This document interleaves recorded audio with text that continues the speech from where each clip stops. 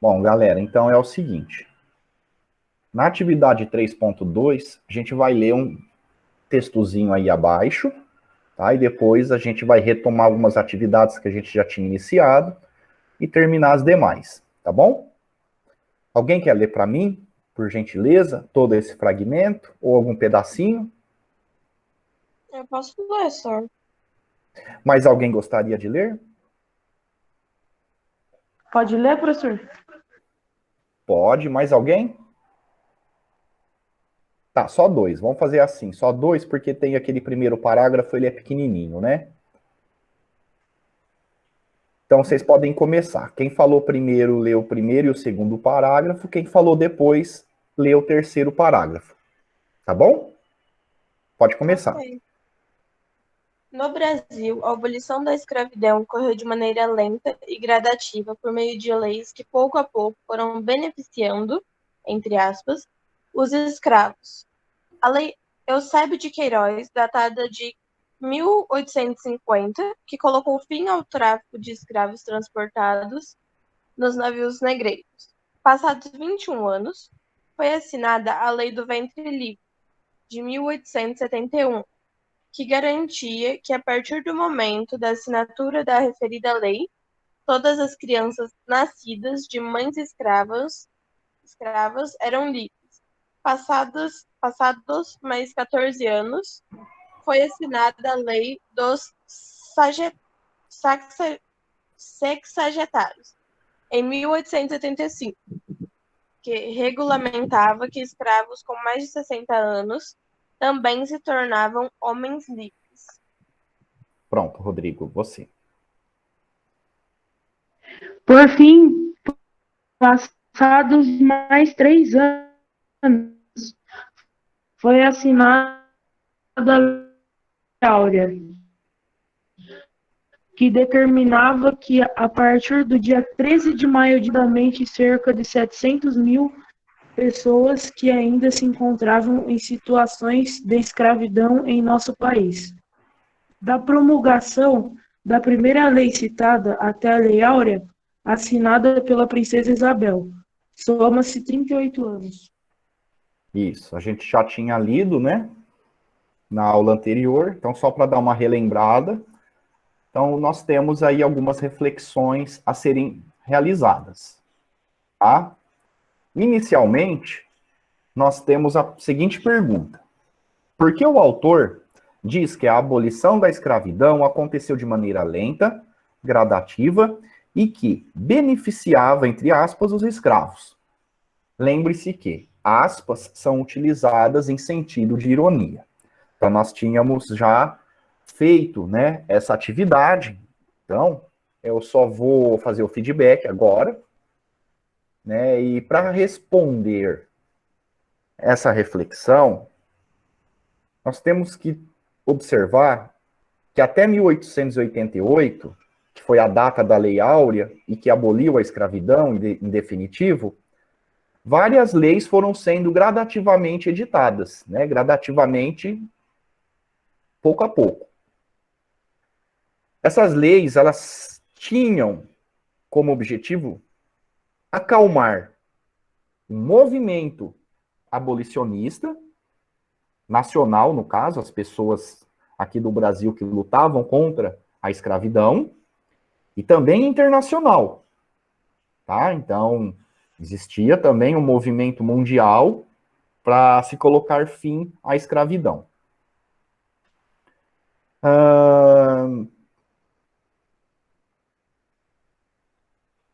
Assim, a gente pode ver que esse processo gradativo, realizado pelo Dom Pedro II, ele jogava de dois lados. Tá? Por quê? Porque ele sabia que, para continuar no poder, por exemplo, numa monarquia, que o Brasil era monarquia, né? Cercada por países republicanos, né? Ou seja, não eram monarquias. Né? Então, só o Brasil, em toda a América, que teve uma monarquia depois da independência. né? Então ele sabia que ficar no poder, ele precisava do apoio da elite brasileira, que nesse caso era formada tanto pelos conservadores quanto pelos liberais, né? Que tinha aqueles dois partidos, né? Os principais. E tanto o Partido Conservador quanto o Partido Liberal, na sua grande maioria, lá 98%, eles, tanto de um quanto de outro partido, eles eram contra a abolição da escravidão. Eles não queriam abolir a escravidão, porque eles eram fazendeiros e eles dependiam do trabalho escravo para produzir.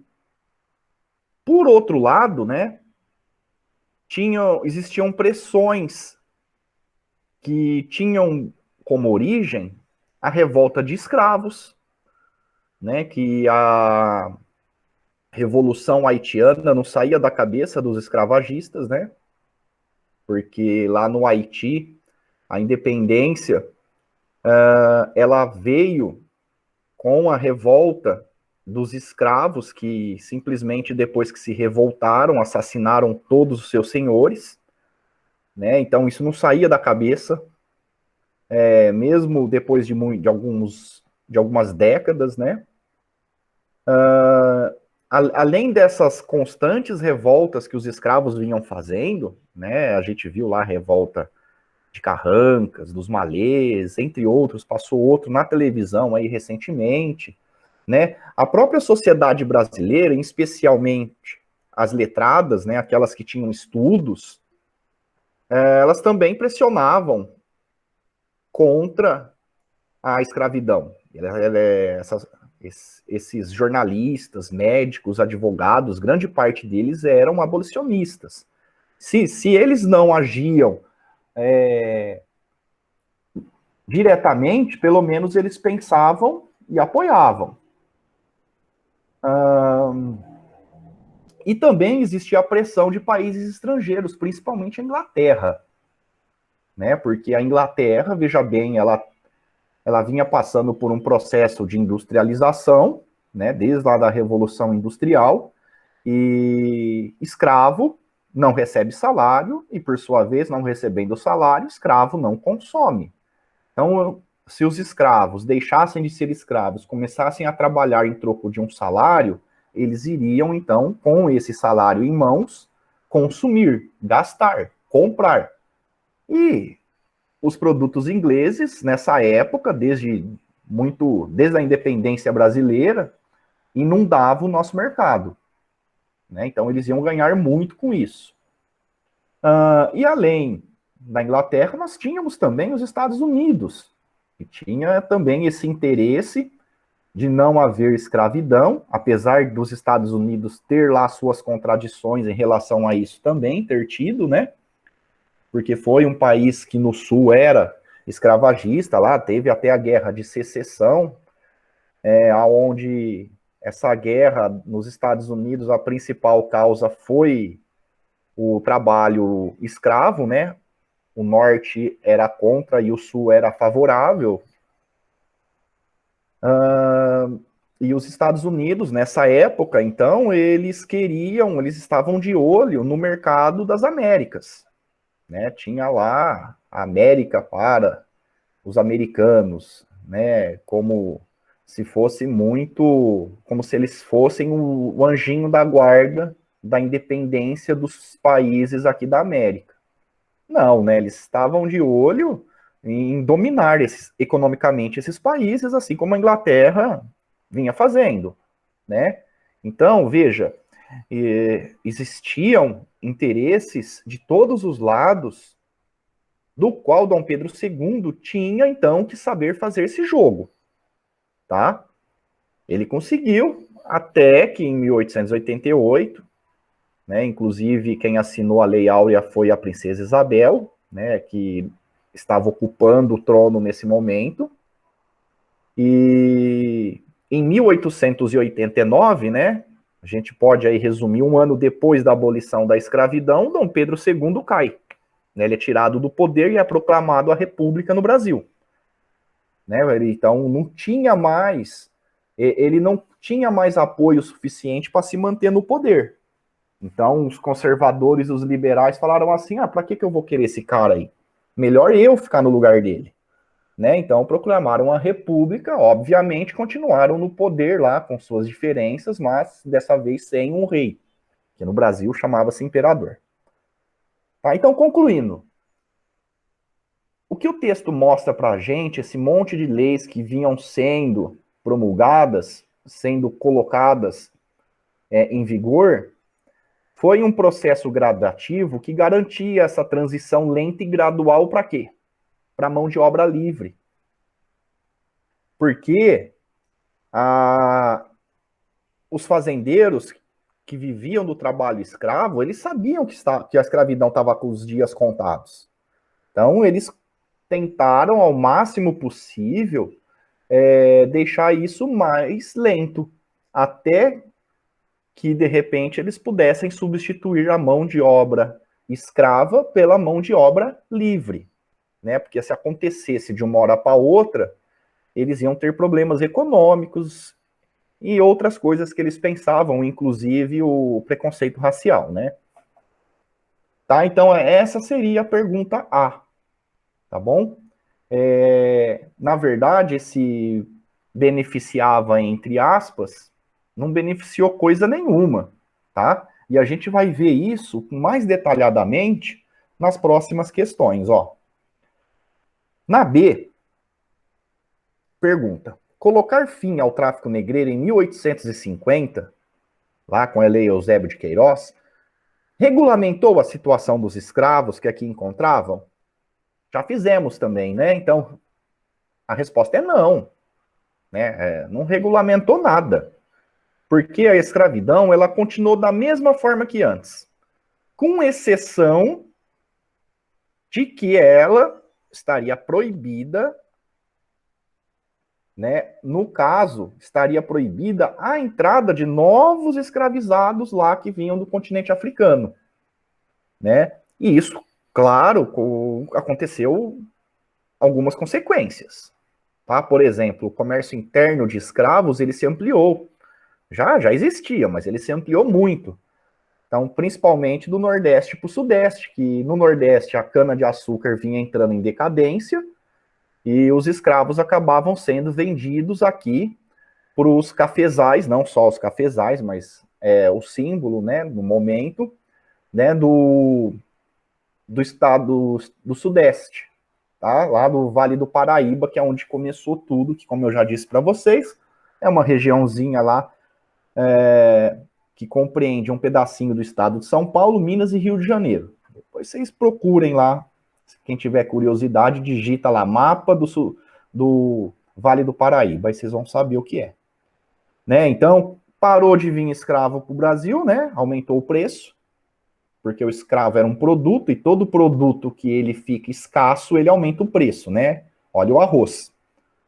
Né? O arroz aqui, os produtores estão substituindo o arroz por outras culturas que dá mais dinheiro. Alguns produtores estão aproveitando o preço do dólar para vender para outros países o arroz. Então, o que acontece? O arroz acaba ficando em menor quantidade aqui no Brasil. Então, tem menor quantidade, aumenta-se o preço, tá? Entre outros aspectos. Não pensa que esse negócio do brasileiro tá comendo arroz demais, que é o responsável pelo preço do arroz tá caro, viu, gente? Né, isso daí não é nem metade da história. A economia, ela é um conjunto de fatores, tá? O aumento do consumo interno é só um, porque do mesmo jeito que aumentou o consumo dentro de casa do arroz, o restaurante que está fechado deixou de vender, tá? Então, uma coisa balanceia a outra. Né? O principal problema do preço desses produtos aí é que o pessoal aí que é dono das fazendas aí, de tudo, eles estão vendendo para o exterior para ganhar em dólar. Então, fazer o quê, né? E outra consequência desse fim do tráfico negreiro foi que, além de, já existia, mas se ampliou e foi criado mais políticas públicas que promovessem a imigração, né, a vinda de estrangeiros para o Brasil, tá? justamente para fazer o papel de trabalhadores. Certinho? Alguma dúvida? Querem falar alguma coisa? Fala aí tudo certo, só para eu saber se eu estou online ainda. Tudo certo, Rodrigo. Tudo certo. Aliás, tá. professor, desculpa o atraso, mas é que eu tava na dentista. Não, imagina, se atrasar de 5 minutos não é nada. Mas por mim, o que eu peguei da aula eu entendi. Tá joia. Ó, o item C. Se pensarmos na lei do ventre livre e nas condições em que se encontravam as mulheres negras escravizadas neste período, seria possível que as crianças nascidas a partir de 1871 poderiam tornarem-se livres na prática? Né? Por quê? Justifique. Aqui eu já não tinha falado muito com vocês, né? Mas o que vocês podem levantar de hipótese? Né? Lei do ventre livre, que falava o quê?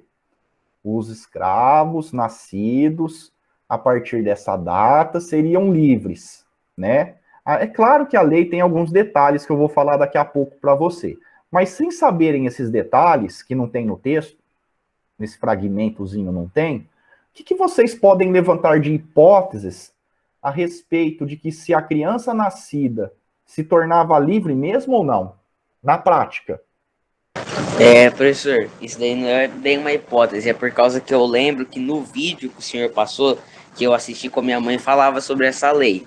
E se eu não me engano, a criança ela só podia ela só ficava livre a partir dos 8 anos. E se ela ficasse livre, ela era meio que jogada no mundo sem nenhum apoio. Então aí ela meio que podia morrer de fome, essas coisas assim. Então ela preferia ficar na fazenda prestando serviço.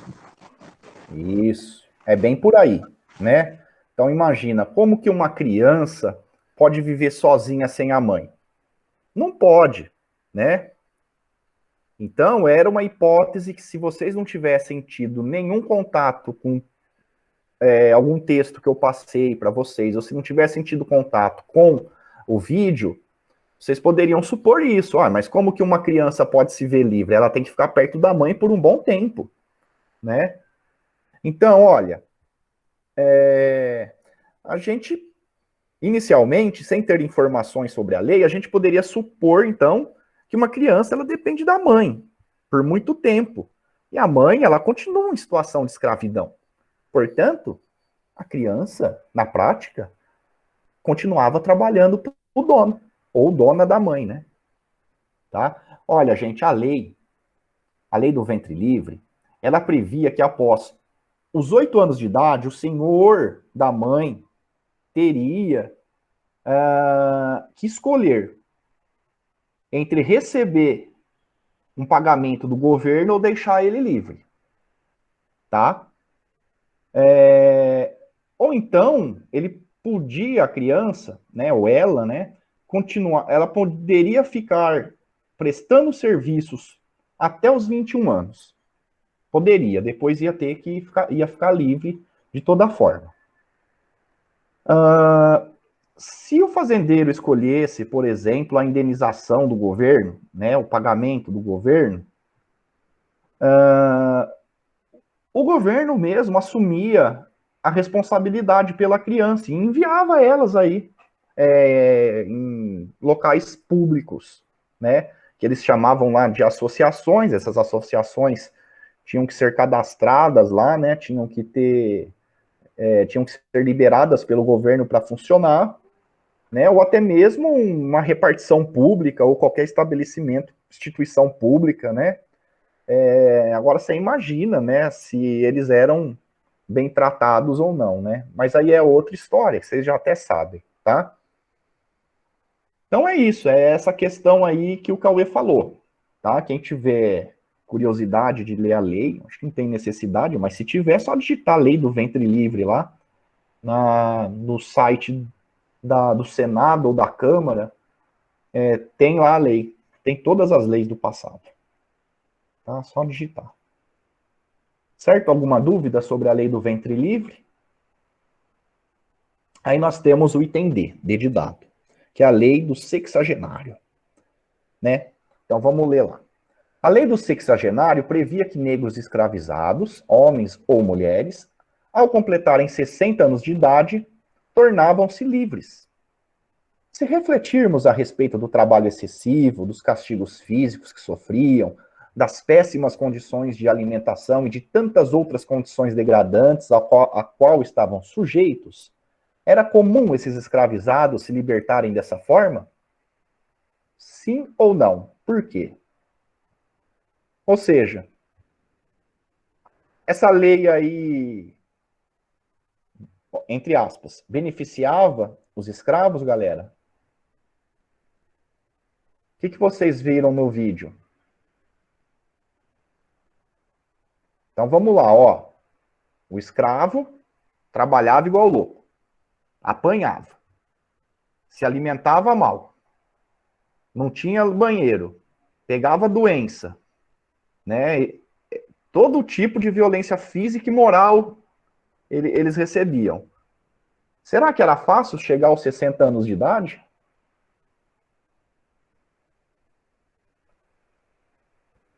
Não, né? Não, senhor. Poucos chegavam aos 60 anos. Pra vocês terem ideia, a expectativa de vida era de 40 anos. Né? Imagina se quantos chegavam aos 60. E mesmo se chegasse, tinha que trabalhar, a lei falava que tinha que trabalhar por 3 anos a mais. Ou até completar 65 anos. Né? Trabalhar para o patrão, né? Por 3 anos ou até completar 65 para pagar a sua liberdade. É uma forma de indenizar o que o dono gastou com essa pessoa. Então, não era nem 60, né? Era 63 anos. Se 60 já era difícil, imagina 63. E o pior, imagina que um cidadão lá, né? Aliás, não era cidadão, né? Era escravo, né? Imagina que o escravo chegasse aos 70 anos. Tá livre. Vai trabalhar do quê? Com 70 anos de idade. O que vai acontecer com esse homem ou com essa mulher? Entendeu? Então, essa lei dos sexagenários foi uma piada não só nacional, como internacional. A classe política brasileira já causa vergonha ao cidadão brasileiro já faz muito tempo, gente. Já faz muito tempo.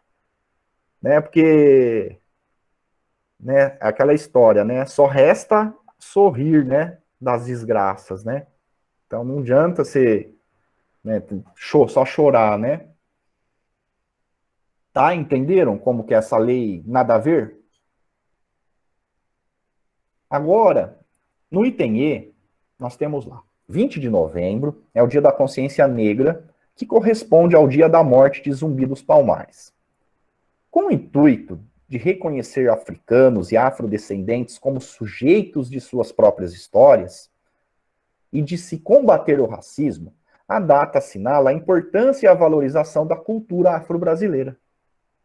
Pesquise em seu livro didático, internet ou outros recursos de apoio as diferentes manifestações e contribuições desses povos para o Brasil, bem como a sua influência no cotidiano da sociedade brasileira. E aí, fizeram? Quem me fala? O que vocês encontraram? Não fizeram a atividade que eu pedi para fazer? Eu fiz, senhor. Conta aí para nós. O que você pesquisou?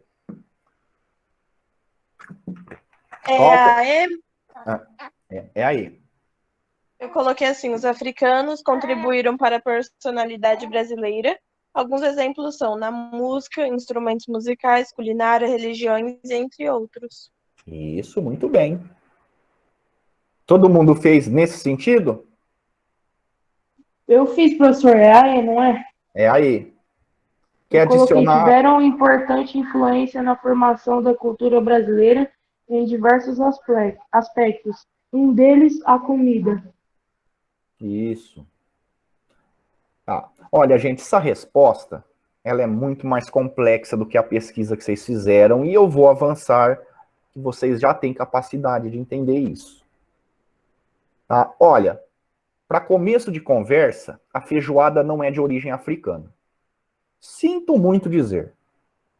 Muito menos criação dos escravos. A feijoada ela vem lá da Europa. É que aqui no Brasil ela se adaptou ao que a gente comia e o que plantava, tá? Mas onde que está esse erro? Que todo mundo fala, todo mundo sabe que é feijoada, né? Fala-se muito, vocês já devem ter ouvido que a feijoada quem inventou foram os escravos. Como que foi o escravo que inventou a feijoada? Tem um erro aí. A feijoada como é consumida no Brasil hoje. Eu acho que eles associaram que, como os escravos eram maltratados, eu acho que eles associaram que eles recebiam restos de carnes e aí eles misturaram no feijão preto. Entendi. Mas você acha isso plausível, Rodrigo? Galera, vocês acham que isso é possível? Eu acho que não, né? Restos de carne, eles poderiam até receber restos de alimento, mas de carne, só se eles fossem fazer uma feijoada de osso. Meu, lá naquela época não era assim essa fartura que nem entre os ricos. Eles ruíam os ossos, comia tudo. Sobrava nada pros coitadinhos dos escravos, não, mano. Tá, eventualmente eles até poderiam fazer uma feijoada, não vou dizer que não, ou melhor, fazer e comer, mas que aí eles comiam sempre, o que eles inventaram, não é nem que sim, nem que não, tá? Eu acho improvável. Ah, mas pode ser que aconteceu aí de, eventualmente, algum grupo de escravos lá fazer uma feijoada numa senzala, o que eu duvido muito, né? Eles não podiam nem acender fogo, né? Exceto se tivesse autorização lá do dono deles, né? Não era bem assim, tá? Mas olha, tira isso da cabeça, hein? Que é escravo que inventou feijoada. Não inventou, não. Eles poderiam até fazer uma feijoada deles lá, com os restos que o Rodrigo falou. Mas que eles inventaram, aí já é demais, tá? Né? Tem o cassoulet francês, que é uma feijoada, já existia na Europa, que é de feijão branco, frango, carne de porco. Se eu não me engano, não lembro os ingredientes. Tem a paella, né? Também é espanhola, tem portuguesa, tem uma paella portuguesa, tem outro nome lá. Ou seja, tem feijoada para tudo quanto é país da Europa, né? É que aqui no Brasil usou feijão preto, né? Entre outros pedaços de carne, né? Tá? Mas não foi inventado pelos escravos, tá bom? Mas saindo do caso da feijoada, vamos voltar à pergunta. Eu separei um trecho de um livro que eu tenho aqui, que chama Casa Grande e Senzala. Ele é de um ator chamado Gilberto Freire, tá? Ele é pequenininho, ó, ele fala da escravidão, tal, né? Quem quiser ler, faz a festa, tá? Eu vou ler um trecho aqui para vocês, tá? Que eu separei aqui sobre a influência da cultura africana aqui no Brasil que os escravos trouxeram consigo. Então prestem bem atenção, tá?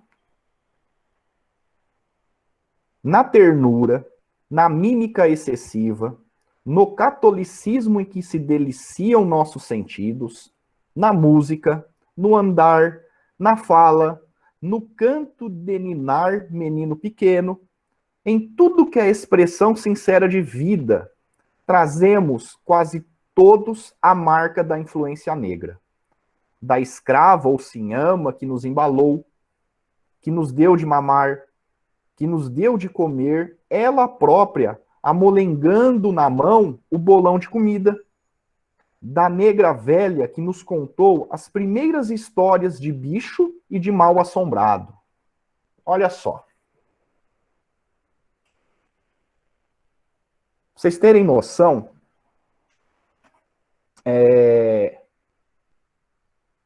a dona do escravo, a mulher do dono A esposa do dono dos escravos, né? Porque o Brasil, raras eram as mulheres que não estavam submetidas ao poder do marido, né? Era uma sociedade patriarcal, uma sociedade onde o homem, dentro da casa, ele era o chefe supremo, né? Mas, quando ele tinha lá o filho com a sua senhora, era uma escrava doméstica, chamada de mucama, né, muitas vezes, ela, por exemplo, que dava de mamar para o filho da dona, né? Aí que vem a história da ama de leite, desde essa época. Então, ela que botava para dormir, ela que cantava aquelas canções de ninar, né? A língua portuguesa foi muito influenciada pelos africanos. Por exemplo, quando a gente fala assim, mas que gato bonitinho. Não tem bonitinho no português Portugal. Isso aí é criação brasileira, esse inho, de falar que é bonitinho, assim, no sentido de ternura. Isso quem inventou foram os escravos. E que está na nossa linguagem, a gente não percebe, por exemplo, entre outras tantas coisas. Né, o nosso catolicismo, a nossa forma, gente, a nossa forma de ser católicos, ou a forma, melhor dizendo, hoje não, né? Hoje já está bem mudado, mas nessa época que a gente está estudando, o católico brasileiro dessa época, se fosse para a Europa, ele seria considerado um herege. Porque a gente, por exemplo, se vocês nunca ouviram falar, pergunte para a mãe, para o pai, para o vô de vocês, tinha mania de pegar o São Benedito e botar de cabeça para baixo, para arrumar casamento. Pegava o santo de barro e dava banho para chamar chuva. Isso daí é um desrespeito na Europa, na época. Era considerado um desrespeito. Claro que isso também não é só influência negra, influência indígena e do próprio brasileiro que se formou aqui na época do Brasil, colônia, e depois os primeiros anos da independência. Gente, seja como for, a influência da África não está só na dança, música, religião, idioma, culinária, está em tudo. Não só naquilo que a gente vê. O próprio ser brasileiro, ele se confunde com essas heranças negras. Não dá para fugir. Tá? Não tem jeito. Então, é muito triste a gente encontrar gente preconceituosa e racista hoje, né? Tem diferença, né? Preconceito é uma coisa, racismo é outra. Né? Grosso modo, eu posso dizer para vocês que preconceito é a falta de conceito, é a falta de conhecimento. É uma pessoa idiota. Né? Idiota não é xingamento, né? Idiota significa pessoa sem conhecimento. Né? Agora, já racismo, muitas vezes as pessoas sabem, né, não tem o preconceito, elas têm um conceito, só que esse conceito ele não é real, ele não é verdadeiro, né, no sentido assim de respeito. Ele simplesmente escolheu ser racista. Escolheu, né? É mais ou menos assim. Todo preconceituoso pode não ser racista, mas todo racista é preconceituoso, tá? Às vezes você pode estar sendo preconceituoso sem ser racista. Por quê? Porque você não sabe. Né? Então você passa lá numa casa de umbanda, chega lá e fica fazendo assim, né?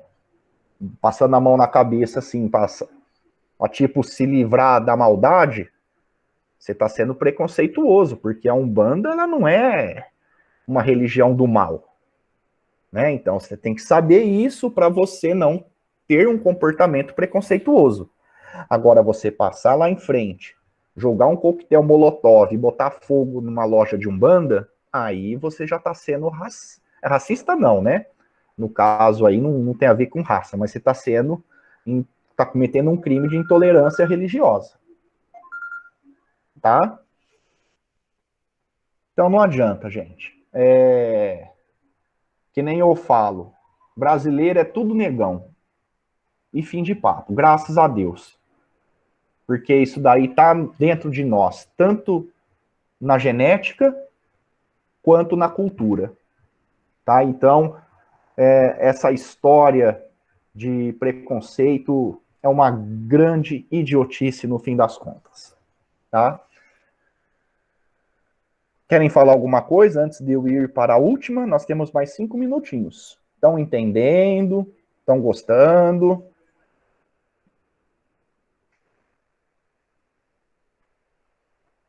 Vocês estão aí? Eu tô entendendo, senhor. Eu Tá também joia. tô entendendo. Aqui também. Tá, eu vou continuar então.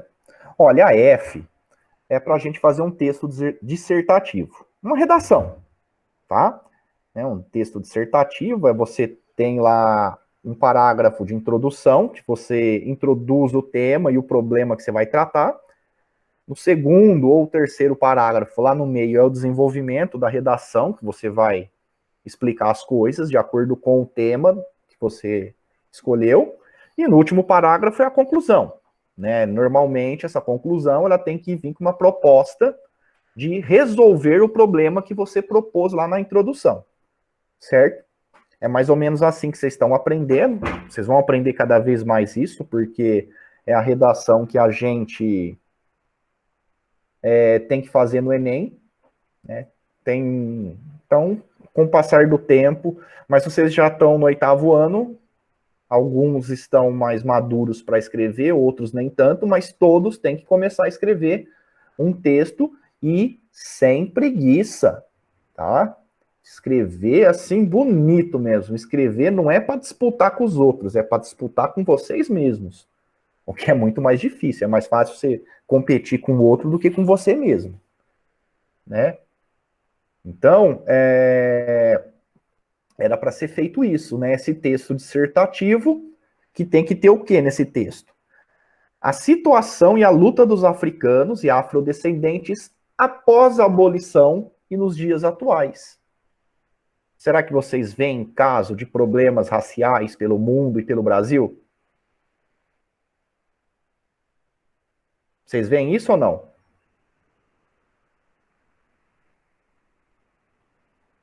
Já ouviram falar lá, né? Black Lives Matter? Vidas negras importam? Estão sabendo desse movimento? Né? Tá sabendo aqui que a televisão tá mostrando violência policial pra caramba, sempre em situações aonde a pessoa, a cor da pessoa parece definir essa agressão, né? Assim como a mulher sofre agressão por ser mulher, os negros têm sofrido agressões por serem negros, né? Por preconceito ou por racismo. Né? Então, será que isso está acontecendo? Então, vocês teriam que ter feito isso, tá? Eu falo ter feito, porque vocês ainda podem fazer, tá bom? E me entregar. Mas essa semana, depois da quarta-feira do Centro de Mídias, eu vou passar uma outra atividade para vocês, tá? Então, não deixem acumular. Faz um textinho bonito, tá? Para entregar para mim. Depois, acho que é a Rosa, que é a professora de português de vocês. Sim ou não? Então, aí depois pode mandar para ela, pedir umas dicas. Vocês têm que ir atrás, gente. Não pode ter preguiça, não pode fazer tudo na escola só para ganhar nota. Vocês têm que fazer por vocês. Ah, cara, ganhar nota sempre é bom, mas vocês têm que se desafiarem, vocês têm que quererem ir atrás por si mesmos, tá? Então fica aí, bastante gente ainda não me entregou, tá? Eu espero que vocês, por favor, arrumem um tempinho pro professor de história, tá? E é isso, eu espero que tenham gostado. Tá? Se vocês tiverem alguma dúvida, alguma observação, vocês podem mandar mensagem no WhatsApp para mim, tanto em privado quanto no grupo. Tá? Amanhã a gente tem plantão de novo, a gente vai fazer uma atividadezinha. Pretendo que seja uma atividade legal. Essa atividade ela vai ser feita no momento do plantão, tá? Então, quem estiver assistindo o plantão sempre ganha pontinho, né, gente? Além de aprender. Porque quem não assiste plantão, não assiste centro de mídias e não faz as atividades, não tem como falar que o ensino à distância não funciona. É como se você falasse assim, eu não gosto de jiló. Ué, mas você já comeu jiló? Para falar que nunca gosta, que não gosta? Né? Aquela história que o pai, a mãe, os vós sempre falam, né, para os filhos, né? Mas você já comeu para saber? Então, como que você pode falar que o ensino à distância não funciona se você não fez sua parte, né? Óbvio que eu não estou falando isso para vocês. Vocês estão aqui agora, né? Mas cadê o resto da sala? Eu sei que tem muitos que têm problema com tecnologia, não tem dinheiro para ter acesso à internet. Mas, gente, a nossa classe do 8º ano tem 40 alunos. São 6 alunos com problema. Sobra quanto? Não tem nem metade dos que sobraram aí que tem possibilidade de assistir aula online, né? Então, quando esse tipo de aluno que não participou das aulas de história falar para mim ou falar perto de mim que o ensino à distância não funciona, não tem moral. Só pode falar que não funciona quem tentou, quem se esforçou, quem fez a parte dele. Né? Realmente tem algumas pessoas que não se adaptam, mas é muito pouco. Tá? Se adaptar no sentido, se você tiver tudo bonitinho, né, gente? Mas enfim, né? Só um elogio para vocês, um agradecimento, porque vocês estão aqui comigo desde sempre. Né? A gente trabalha que nem um doido aqui em casa, né? E a gente fica feliz de saber que tem gente que está privilegiando e dando apoio ao nosso trabalho como professor, que não está sendo fácil, não, né? Tá bom? Tchau para vocês. Até a próxima. Tchau, prof. Falou, professor. Falou, prof.